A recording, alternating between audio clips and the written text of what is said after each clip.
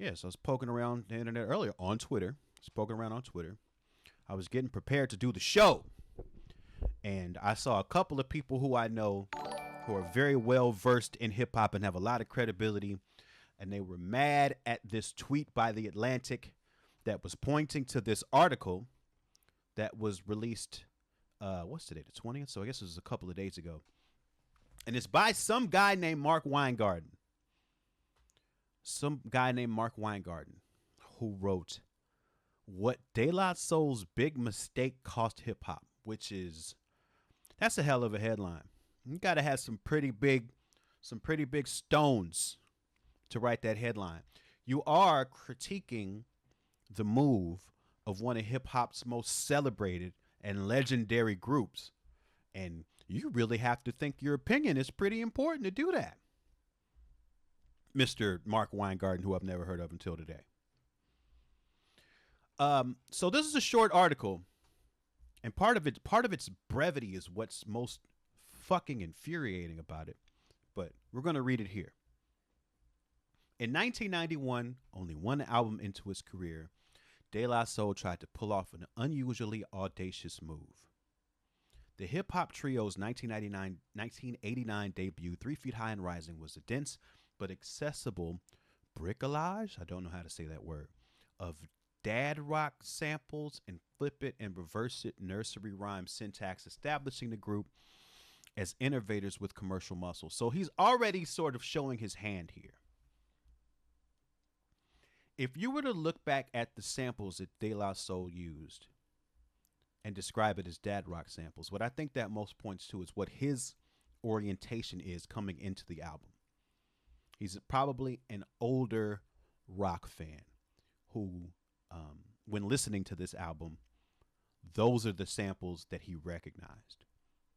And the problem with starting your critique there and using that as a definition of the album is that it completely ignores all the samples that you didn't know.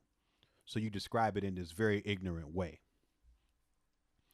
2 years later, De La Soul publicly renounced the album, dumping everything that made it an instant classic in an act of self-nullification from which the band never really recovered. Now, let me ask, if I could ask Mr. Weingarten a question, it would be this. How many rap groups from 1989 are still around now? And I would watch him furrow his brow. He probably let out a little poop just from being nervous of being asked a question that he obviously can't answer. And he would not be able to provide one. So I would be very curious as to what recovery would have looked like for him in his very limited, narrow worldview. This is a rap group that started in 1989 that's still relevant today. I don't think there's any other group that's still relevant today from then. Still loved, still successful. The other quibble I have with that sentence is, if you're listening to De La Soul is dead, there's never a point on there where the artist, the rappers, or the producer, Prince Paul himself, ever says that 3 Feet High and Rising is bad or that it should be forgotten. It's actually a much more nuanced position that if Mr. Mark Weingarten was versed in the history of this enough to be writing so confidently that he would understand. It wasn't the music. It wasn't the music. It was the image. And if you knew the history, you would understand the image came from Tommy Boy. I forgot the lady's name who was the executive. She was a brilliant executive at Tommy Boy. Maybe somebody in the chat can help me remember her name. She was very, very good at figuring out ways to package rap groups or rap acts and make them relevant marketing wise. Monica Lynch. Thank you, Urkel Muldy. She was excellent at that. She did it for Digital Underground. She did it with Queen Latifah. She was amazing at taking the music that was brought in and building an image around them to help them penetrate the market. Now, with De La Soul, because they were Long Island guys, they were a little bit alternative. There was a slight bit of hippie angle. So she developed that and really went hard on the Daisy thing and presented them as counterculture. The problem was these were serious rap dudes that were living through serious rap times. It was about to be the crack era. You had the NWAs coming up. You had people like Rakim. There was a street sensibility that was also taking root at the time that couldn't necessarily make space for people that were considered soft image wise. And it wasn't so much that they felt like the image itself was problematic. It wasn't necessarily who they were. And that presented problems for them. Since people thought they were soft, they used to get tested all the time. There were legendary fights because people thought that they were soft. And if you listen to the album De La Soul is Dead, that's what they're talking about. They're talking about people thinking they're hippies and them having to defend themselves. So it was never about them saying that the album 3 Feet High and Rising wasn't good or worthy to be celebrated or that they weren't proud of it. It was that the image that was created for them that they leaned into for marketing purpose actually did them a disservice. If you look at the cover, it's the daisy tipped over. They even released a song called It Ain't Hip to Be Labeled a Hippie.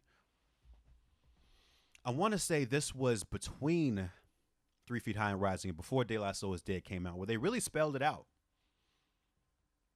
They really spelled it out. They spelled out how they weren't hippies. Their parents, they were all straight up soul brothers and sisters. And it wasn't hip to be labeled that way. And it put them in a lot of bad positions. And that's what they were going at. So back to this terribly misinformed article. The follow-up album, De La Soul is Dead, sounds like an insecure crew taking wild swings at perceived enemies. This is really upsetting. This is genuinely upsetting. He says, Vanilla Ice, MC Hammer, the West Coast gangster rap insurgency, all missing badly. No, they didn't miss it all. The beats are sluggish. What are you talking about? 3 Feet High and Rising sample surprises. Hall & Oates, Steely Dan, the only things he recognized. Mr. Weingarten, expand your palette. I'm starting to really get the idea that what a lot of people need to hear. And I'm not just talking about Mr. Mark Weingarten. I'm talking about like Spotify's rap caviar list I just saw.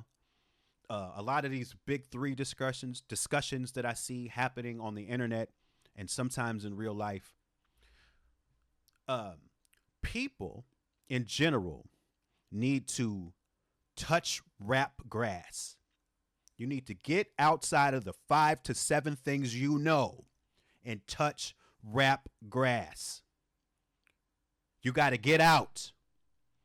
People say the stupidest shit all the time based on the 5 to 7 things they know. And it makes you look stupid. Like, I'm so tired of smart people saying dumb shit because they think that their limited field of knowledge when it comes to this puts them in a position where they're even capable of speaking certain things. You know nothing.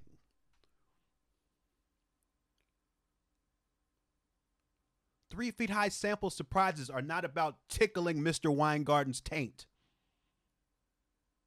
This shit is not there to please you.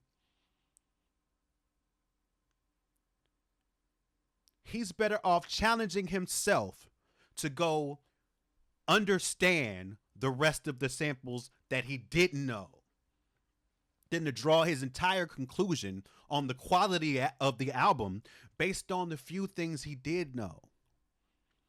It's such an entitled position to be in.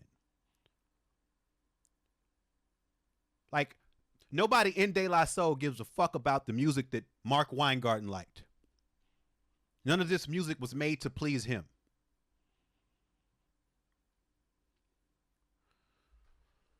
Oh boy. Okay. Giving the record a thin and attenuated feel. It begins inauspiciously with a skit involving a kid finding a copy of 3 Feet High in a trash can, which is a fucking brilliant skit. I've talked on here before about how important it is for artists to be able to contextualize their own art. And the way that they did that was brilliant. A curious kid finds a De La Soul tape in the trash. And it wasn't 3 Feet High and Rising.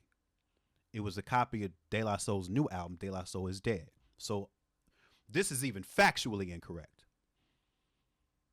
This curious kid finds it and wants to listen to it. His friends want to listen to it too. The older bully kids beat him up and take it. They also listen to it. They don't like it, these older bully kids, because they want dance. They want rap they can dance to. They want hardcore shit. They want the same old James Brown samples that everybody's been using. So the guy's got it all wrong. And he gets to write for The Atlantic and spread his wrong opinions and get paid for it. Okay. And falls further into dispirited score settling. It's also entirely too long, both jokey and humorless. And worst of all, it squanders the group's only opportunity to chart an alternative path for hip-hop at a moment where his adversaries were poised to usurp the genre. So, who are De La Soul's adversaries that usurped the genre? And is Mr. Weingarten positing that if De La Soul made another album where they embraced the hippie image, that somehow that would have held NWA back at the gates? That it would have changed everything? If there had been more samples that Mark Weingarten could recognize, then would the entire history of hip-hop had gone a different way? Is that what he thinks? That Prince Paul had the power, if he had chose more Hall & Oates and Steely Dan samples, that it would have taken advantage of the group's only opportunity to chart an alternative path for hip-hop. So, and also he's saying that there has been no alternative path for hip-hop. He's saying there hasn't been one. Which again shows how little he's paying attention. Man's got to touch rap grass.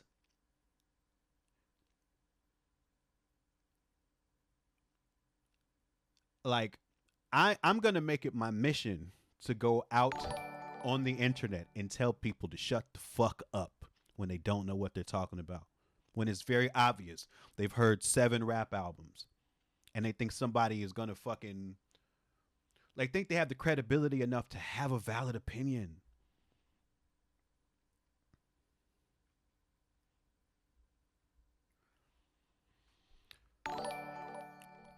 In High and Rising, his new book about De La Soul, the music writer Marcus J. Moore unpacks his baffling decision. Shout out to Marcus J. Moore in his book, De La Soul is Dead. I just received a copy of that. He argues it was a bleak and acerbic response to the industry and the band's mounting frustrations with music business chicanery. Right, so that's actually it. They were going against being labeled as hippies. Moore is a passionate defender of De La Soul is Dead because it's a fucking great album, which he feels was misunderstood and quickly forgotten, a ripple crashing into the tidal wave of gangster rap. NWA had released the subgenres urtext. I don't know what the fuck urtext is. Straight out of Compton in 1988. He's not wrong about the timing of the record, but it's the tenor of De La Soul is Dead. His blithe disregard for 3 Feet High and Rising and his reactionary swipes at the competition didn't sit well, still doesn't. This guy doesn't know what the fuck he's talking about. Like and subscribe, homie, friend. It's free. Stop playing.